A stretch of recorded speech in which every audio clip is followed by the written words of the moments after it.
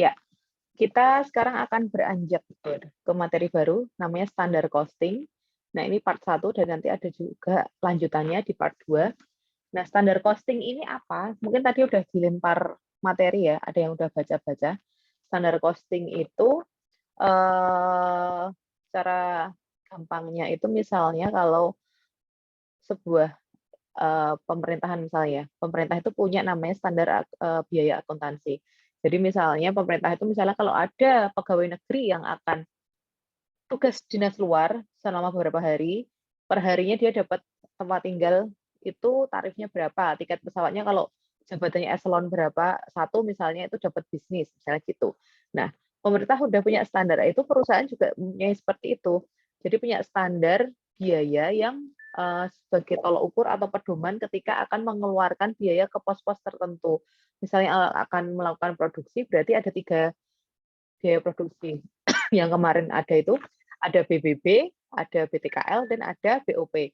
Nah, perusahaan kalau menerapkan standar costing, dia udah punya istilahnya standar biaya untuk pembelian bahan baku itu harganya berapa misalnya. Untuk pemakaian bahan baku, untuk memproduksi satu kemeja itu standarnya berapa. Nah, itu perusahaan udah punya standar sendiri. Dan juga misalnya tentang tarif tenaga kerjanya, kemudian tentang BOP-nya yang sesungguhnya itu harus dikeluarkan berapa. Nah, ini nanti kita bahas. Kita sedikit mengulang dulu cost assignment approach. Jadi ada pendekatan bagaimana penilaian cost itu. Nah, cost tadi udah bagi menjadi 3, manufacturing cost, ada BBB atau direct materials, ini BBB, bahan baku, kemudian ada direct labor atau BTKL, kemudian ada satu lagi overhead, BOP ya. Nah, kalau ditinjau dari sistem costing-nya atau bagaimana menentukan nilai cost untuk BBB, untuk pemakaian tenaga kerja langsung, kemudian untuk BOP yang sesungguhnya itu ada 3. Ada namanya actual costing system, kemudian ada normal costing system, dan yang ketiga ada standard costing system. Nah, ini yang akan kita bahas nanti. Kalau aktual, jelas aktual itu adalah biaya yang dikeluarkan sesungguhnya. Pengukurannya gimana kalau untuk pakai yang actual costing system untuk mengukur biaya bahan bakunya? Nah, itu berdasarkan nilai yang sesungguhnya dikeluarkan untuk pemakaian bahan baku atau untuk pembelian bahan baku dan sebagainya. Kalau untuk normal costing system itu juga digunakannya adalah aktual. Jadi biaya yang dasarnya adalah biaya yang dikeluarkan sesungguhnya. Kemudian kalau pakai standar costing system, berarti yang digunakan sebagai patokan adalah standar biaya yang sudah diterapkan atau sudah dihitung oleh perusahaan tersebut sebelum melakukan produksi. Jadi ditentukannya di awal, sebelum adanya proses produksi. Kemudian kalau untuk yang pengukuran BTKL atau direct labor-nya gimana? Kalau yang aktual, jelas dia pakai aktual. Untuk normal costing, dia juga pakai aktual atau biaya yang sesungguhnya dikeluarkan. Kalau yang standar costing system, dia pakai pedomannya adalah standar biaya yang digunakan oleh perusahaan tersebut. Begitu juga untuk BOP-nya, kita lihat dari standar, jelas dia pakai standar ya. Kalau untuk yang normal costing system, dia pakai yang budget.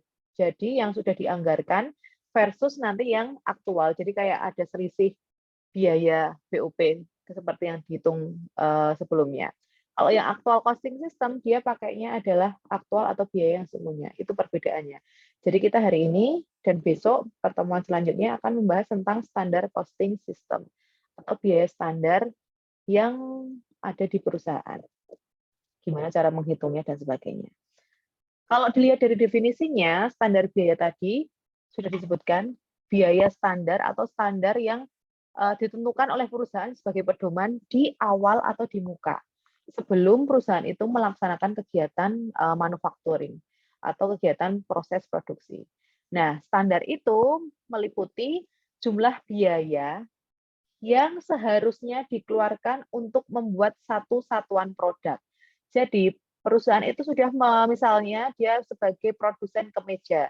Dalam membuat 100 kemeja, perusahaan sudah mempunyai standar membutuhkan BBB itu berapa, kuantitinya berapa, harga bahan baku yang standar biasa digunakan itu berapa, kemudian untuk mengerjakan 100 kemeja itu memerlukan berapa jam kerja untuk menjahit, terus tarif per jamnya itu berapa, kemudian butuh BOP itu berapa. Nah, standarnya BOP yang diterapkan di perusahaan itu berapa, itu sudah punya perusahaan. Standar itu ditentukan di awal, sebelum perusahaan itu berproduksi. Cara menentukannya juga macam-macam, nanti akan kita bahas. Utamanya cara menentukan standar itu berdasarkan pengalaman perusahaan tersebut. Jadi perusahaan itu pasti punya catatan historical tentang produksi unit produk yang dia produksi, itu mesti punya catatan. Kalau untuk memproduksi 100 kemeja yang model ini, itu perlu apa aja sih? Terus dibandingkan dari tahun ke tahun atau dari periode ke periode, ternyata oh yang terbaik pakai bahan yang ini, kemudian cara memotongnya itu pakai metode seperti ini dan sebagainya. Itu perusahaan udah punya standar sendiri. Nah, standar satuan produk itu juga bisa digunakan untuk membiayai kegiatan tertentu. Kalau di perusahaan saya untuk misalnya standar untuk training skills bagian pemotongan itu dia harus training misalnya tarifnya 1 juta ya per tahun, atau dia dapat standar ininya minimal training yang speknya seperti ini, harganya segini, misalnya gitu. Kalau di pemerintahan tadi misalnya dia terbang mau ke Medan nih dari Jakarta, berarti dia kalau eselon 1-2 dapat ini misalnya gitu. Itu ada standar sendiri. Nah, standar itu bisa diterapkan ketika kondisi ekonomi dan faktor-faktor lain itu istilahnya terkendali. Misalnya kalau kondisi ekonomi atau circumstance kalau kita bilang itu ya, di luar sana itu dalam kondisi normal. Jadi kalau misalnya standar costing ini kalau diterapkan ketika misalnya kemarin COVID, berarti itu tidak bisa secara penuh diaplikasikan karena memang kondisi ekonomi pada saat itu kan misalnya dari pemasoknya itu juga barang, apalagi pas lockdown, barang susah dicari, kemudian harga melonjak, kita pesanan juga nggak ada, nah itu nggak bisa diterapkan. Tuh, standar biaya intinya adalah seperti itu. Jadi standar pedoman yang digunakan perusahaan ketika akan melakukan atau istilahnya mengeluarkan uang atau menganggarkan sesuatu. Nah, manfaatnya apa? Manfaat dari sistem biaya standar ini ada 3. Yang pertama, jelas sistem biaya standar dirancang untuk mengendalikan biaya. Kalau kita sudah punya standar, misalnya mau beli nih, untuk membuat kemeja A, ternyata bahan per meternya adalah standar biayanya 10.000 per meter. Kok di pasaran dengan spesifikasi segini 15.000, oh terlalu tinggi. Mungkin bisa cari pemasok yang lain dengan standar yang sama atau kualitasnya yang sama. Itu untuk mengendalikan biaya. Yang kedua, sistem biaya standar memberikan pedoman kepada manajemen beberapa biaya yang seharusnya untuk melaksanakan kegiatan tertentu. Nah, misalnya untuk kegiatan tadi training dan sebagainya, itu ada standarnya, atau untuk menggaji upah karyawan itu berapa sih standarnya. Nah, itu digunakan sebagai pedoman. Nah, karena ini ada standar biaya perusahaan, ada potensi ketika dieksekusi itu ada di atas biaya standar dan di bawah biaya standar. Nanti kita akan menghitung namanya variance atau selisih antara biaya standar dan aktualnya. Kemudian yang ketiga, sistem biaya standar menyajikan analisis penyimpangan biaya. Nah, ini barusan yang saya sebutkan, dari biaya sesungguhnya dan biaya standar. Apakah dia menyimpang terlalu tinggi atau tidak dari standar biaya yang sudah ditentukan. Gitu. Nah, sekarang masuk ke sistem kalkulasi biaya standar. Nah, penetapan standar yang tepat untuk beban fabrikasi atau untuk proses manufacturing, biaya apa aja dan nilainya berapa yang dikeluarkan, ini sangat tergantung dari akurasi standar biaya tersebut. Nah, ketika menyusun biaya standar, alangkah baiknya perusahaan itu melibatkan manajer atau pegawai yang bertanggung jawab di bidang tersebut. Supaya apa? Karena apabila orang yang berkecimpung langsung di proses produksi diminta untuk atau berandil untuk menyusun standar biaya, dia tahu sesungguhnya itu prosesnya seperti apa. Jadi kemungkinannya akurasinya itu lebih tinggi daripada yang menyusun yang tidak tahu di medan atau di lapangan.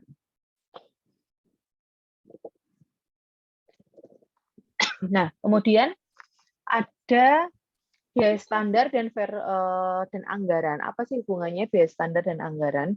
Nah, biaya standar ini menjadi unit pembatas anggaran. Jadi sebagai tolok ukur patokan dalam perusahaan, misalnya mau menganggarkan untuk produksi kemeja tadi, berarti batas paling enggak bahan baku yang digunakan adalah seperti ini harganya dan sebagainya, kualitasnya, kuantitasnya seperti ini. Jadi sebagai unit pembatas ketika perusahaan akan menganggarkan biaya untuk produksi. Nah, standar yang ditetapkan juga itu berdasarkan teoritis atau berdasarkan dengan teori-teori yang ada atau pengalaman yang ada. Sehingga standar yang disusun oleh perusahaan itu lebih bisa ideal dan mencerminkan efisiensi yang maksimum. Kalau standarnya itu menyusunnya dengan cara tadi melibatkan dengan manajer atau pegawai yang terlibat, kemudian di lapangan, terus kemudian dari data-data historis, kemudian dari teori-teori, kemungkinan akan tersusun standar ideal. Nah, biasanya standar yang ditetapkan itu berdasarkan kapasitas teoritis tidak mungkin dicapai oleh pegawai. Jadi kemungkinan perusahaan itu menerapkan standar lebih tinggi dari kondisi, sehingga kadang berpotensi untuk tidak dapat dicapai. Namun hal tersebut bisa menjadi sebaliknya kalau untuk pegawai bisa untuk memotivasi pegawai atau karyawan. Nah, tadi manufacturing cost ada 3. Ada BBB, ada BTKL, dan ada juga BOP. Nah, penentuan dan biaya standarnya atau standar biaya itu juga berbeda-beda antara BBB, BTKL, dan BOP. Nah, sekarang kita bahas yang bahan baku dulu. Cara penentuan bahan baku standar. Bahan baku standar itu terdiri dari 2. Standar biaya untuk bahan baku terdiri dari 2. Yang pertama adalah standar kuantitas, yang kedua adalah standar harga. Jadi bahan baku standar atau standar bahan baku, biaya bahan baku itu terdiri dari 2. Standar kuantitas yang digunakan untuk memproduksi produk tersebut dan harga standar yang untuk bahan baku atau pembelian bahan baku untuk memproduksi barang tersebut atau unit tersebut. Kemudian kalau untuk kuantitas standarnya, standar bahan baku itu juga ditentukan dengan menggunakan pertama adalah penyelidikan khusus, dan yang kedua adalah analisis catatan masa lalu. Kalau kuantitas itu jelas berdasarkan experience atau riset perusahaan tersebut. Misalnya dari historical, catatan masa lalu, kalau memproduksi satu kemeja, itu membutuhkan berapa meter bahan baku, dan bahan baku yang paling efisien itu misalnya dengan metode pemotongan seperti apa dan sebagainya. Nah, itu lebih lanjutnya diselidiki khusus, misalnya bisa dengan eksperimen tadi atau dengan catatan masa lalu. Nah, kemudian kalau harga yang dipakai sebagai standar itu dapat berubah atau harga standar untuk bahan baku itu bisa diambil dari 3, yaitu harga yang diperkirakan akan berlaku di masa yang akan datang. Itu bisa dipertimbangkan untuk penentuan harga standar. Jadi 5 tahun lagi itu kira-kira harga bahan bakunya itu jadi berapa sih untuk kemeja bahan drill, bahan katun misalnya. Nah, yang kedua, harga saat penyusunan standar itu berapa, bisa dipertimbangkan juga untuk menyusun standar harga bahan baku. Kemudian yang ketiga adalah harga yang diperkirakan akan merupakan harga normal dalam jangka panjang. Ini lebih expand lagi ke depan. Jadi lebih harga normalnya harus bisa memproyeksikan kira-kira kalau harga normal, harga biasa ketika di masa akan datang itu berapa setelah dipertimbangkan adanya inflasi dan sebagainya. Itu untuk penentuan bahan baku. Yang kedua, untuk penentuan biaya tenaga kerja standar atau standar untuk biaya tenaga kerja. Terdiri dari 2 untuk standar biaya tenaga kerja, yaitu terdiri dari jam tenaga kerja standar itu berapa yang ditentukan perusahaan, kemudian tarif upah standarnya berapa. Jadi lama bekerjanya itu berapa, lama bekerja jam dia bekerja mengerjakan misalnya 10 kemeja, dan tarif per jamnya itu berapa untuk tenaga kerja. Nah, untuk jam tenaga standar itu ditentukan dari berbagai cara atau dengan metode sebagai berikut untuk menentukan berapa jam tenaga kerja standar. Misalnya, satu kemeja bisa dikerjakan dalam waktu 2 jam sampai selesai.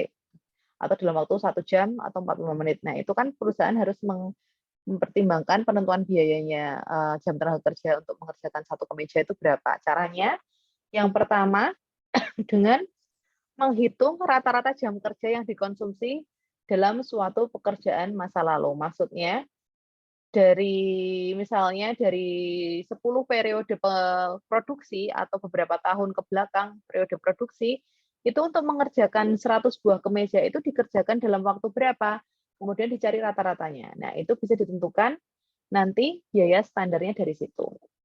Kemudian yang kedua, membuat run test atau tes run operasi produksi di bawah keadaan normal yang diharapkan.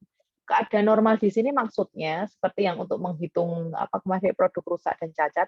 Ketika perusahaan sudah menerapkan standar operasional prosedur yang seharusnya dilaksanakan, sudah sesuai, semua juga sudah dalam keadaan normal. Nah, itu coba dibuat untuk tes run operasi produksinya. Jadi kalau dalam keadaan normal itu, dalam mengerjakan 100 kemeja itu perlu berapa jam? Nah, itu caranya tes run seperti itu. Yang ketiga, dengan mengadakan penyelidikan gerak dan waktu dari berbagai kerja karyawan di bawah keadaan nyata yang diharapkan. Jadi karyawan ini ngambil sampling ceritanya.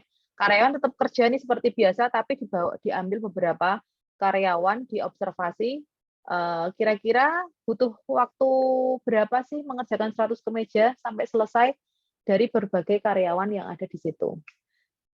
Nah, jadi kayak observasi langsung. Kemudian yang keempat, mengadakan taksiran yang wajar didasarkan pada pengalaman dan pengetahuan operasi produksi dan produk. Jelas kalau taksiran yang wajar berarti dari data historical, kemudian dikira-kira ke depannya itu istilahnya kalau untuk memproduksi 100 kemeja bisa perlu waktu berapa kalau dari historical report-nya. Nah, kemudian yang kedua penentuan tarif upah standar. Misalnya per jam itu wajarnya berapa sih pembayarannya? Itu yang pertama bisa dari perjanjian dengan organisasi karyawan atau serikat pekerja kalau kita sering dengar. Nah, serikat pekerja ini bisa juga berdasarkan dari upah minimum regional. Kalau antar kecamatan, antar daerah kan biasanya berbeda. Nah, itu bisa juga dari situ. Tarif standar, upah standarnya berdasarkan dari situ. Kemudian dari data upah masa lalu, historical, kemudian dari penghitungan tarif upah dalam keadaan operasi normal, itu juga bisa. Nah, sekarang untuk penentuan biaya overhead pabrik standar. Tadi udah BBB, udah BTKL, sekarang ada BOP standar. Nah, jenis standar untuk BOP ada 4. Ada standar teoretis atau secara teori, kemudian ada rata-rata biaya waktu yang lalu, historical, ada standar normal, dan ada pelaksanaan terbaik yang dapat dicapai. Jadi ketika BOP itu standarnya yang paling ketika kinerjanya paling bagus, produksinya paling efektif dan efisien tuh di tingkat berapa? Nah, itu pakai yang nomor 4. Nah, sebelumnya ini nanti kita akan kasus-kasusnya akan menghitung tentang varians atau penyimpangan atau apa ya? Secara gampangnya selisih ya, Dek ya. Nah, itu terdiri dari 3. Ada namanya price variance atau varians harga, jadi selisih harga, penyimpangan harga dari standar dan aktualnya. Kemudian yang kedua ada usage variance atau penggunaan atau selisih penyimpangan penggunaan dari misalnya bahan baku, tenaga kerja, dan BOP tadi. Kemudian ada budget variance atau penyimpangan budget atau anggaran. Nah, yang pertama kita bahas dulu adalah price varian atau varian harga. Nah, kalau kita lihat di sini, dia ada nomor 1 sama 2. Maksudnya ini nomornya itu. 1, 2, 3. Nah, kalau price variance itu faktor-faktor yang mempengaruhi dilihat dari yang nomor 1 dulu. Ada AP dan ada AQ. AP itu adalah actual quantity, dan AQ adalah kebalik. AQ adalah actual quantity, kalau yang AP adalah actual price. Jadi, untuk menghitung price varian itu dihitung dari pengeluaran kuantitasnya itu berapa secara aktual yang sesungguhnya. Misalnya tadi Untuk 100 kemeja butuh 1000 meter aktualnya ya. Terus itu 1000 meter adalah kuantitinya.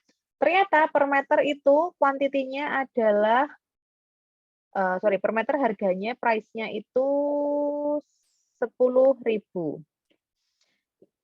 Berarti AP kali AQ-nya berapa itu di actual quantity kali actual price-nya?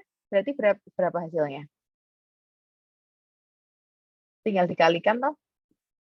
Kalau 100 kemeja butuh 100 meter, 1000 meter, berarti tinggal per meternya kali 10.000 jadi 10 juta. Terus itu berhubungan dengan standar price dan actual quantity. Kita bandingkan dengan standar price-nya. Kalau perusahaan itu ternyata punya standar price per meternya itu ternyata cuma 9.500 per meter. Kalau dilihat dari rumus tersebut, dibandingkan antara AP dan AQ, kemudian SP dan AQ, dia produksi untuk 100 kemeja itu melebihi standar atau kurang dari standar? Bingung nggak, Mas Yan? Standar biaya, logikanya. Melebihi standar yang diterapkan perusahaan atau malah kurang dari standar? Kalau aktualnya dia gimana? Ada yang mau jawab? Coba jawab. Melebihi ya, Bu? Iya, karena aktualnya berapa per meternya? Aktual atau sesungguhnya yang dikeluarkan? 9.500. Ayo yang aktual loh. Aktual. 10.000 ya, Aktualnya ya 10.000. Jadi ceritanya gini, perusahaan itu punya standar biaya kalau beli bahan untuk membuat kemeja ini per meternya adalah 9.500. Tapi departemen produksi atau departemen pembelian bahan ternyata dia karena keadaan mungkin harga naik, nggak ada yang harga 9.500, dia belinya di harga aktualnya 10.000. Berarti di sini dia belinya di atas harga standar. Potensinya apa? Dia profitnya besar atau kecil kalau dia melebihi harga standar perusahaan untuk pembeliannya?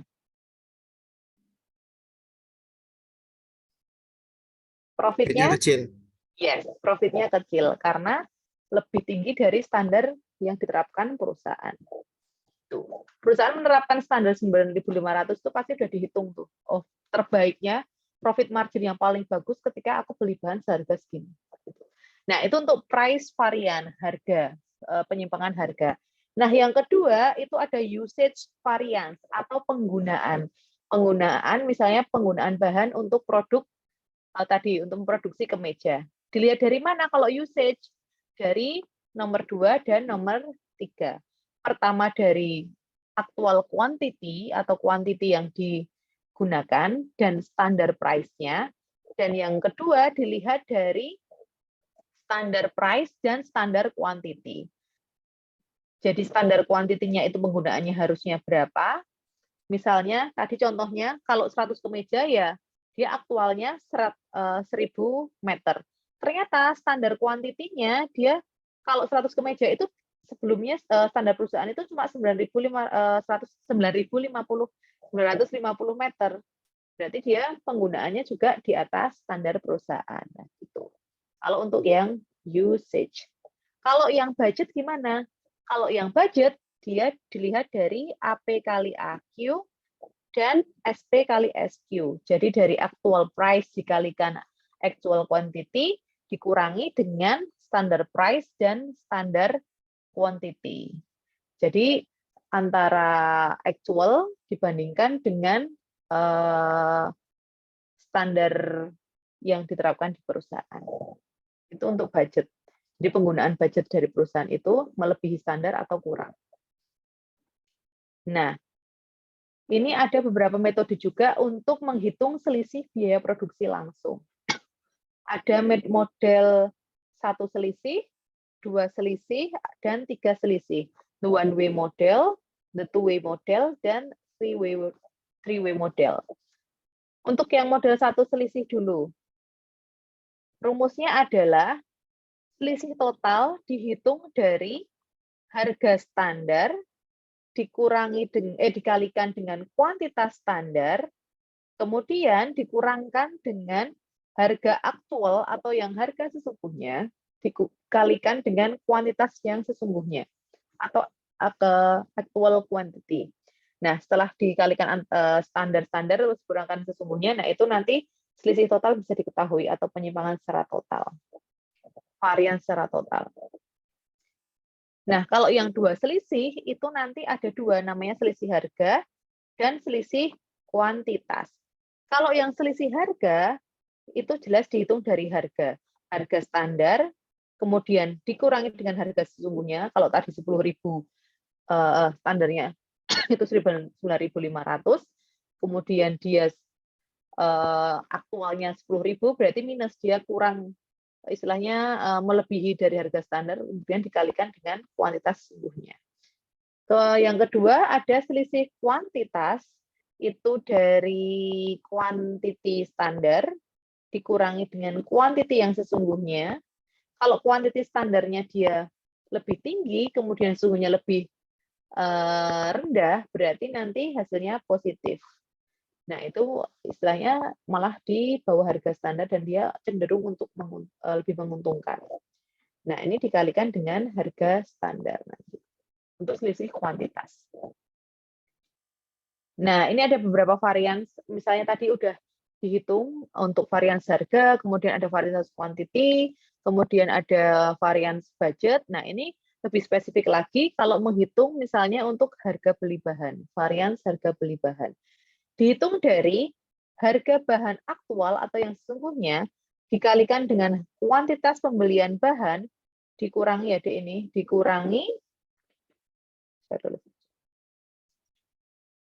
dikurangi dengan harga bahan standar perusahaan dikalikan dengan kuantitas pembelian bahan.